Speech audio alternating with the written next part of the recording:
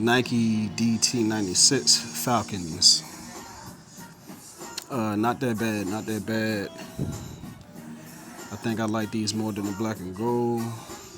But the red is kind of dark on these. It's like a team red.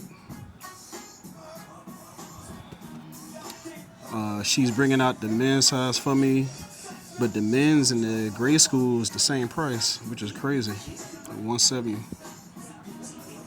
I'm just trying to decide if I want to grab these now or later.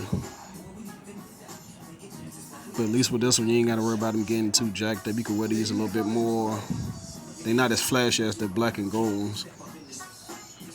But they cool though. But the red is a darker red.